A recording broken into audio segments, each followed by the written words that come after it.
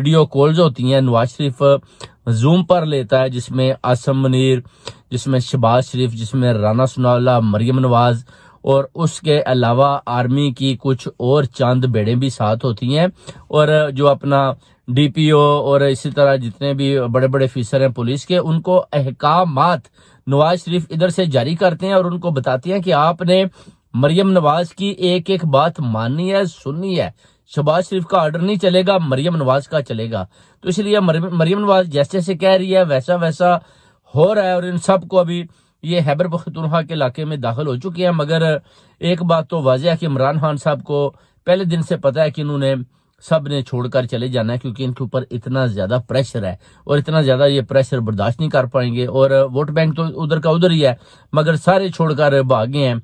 अब देखना यह है कि उसके बाद अगर प्लानिंग ए से बी हो जाती है, यही आसम मुनीर जो बिका हुआ है, अगर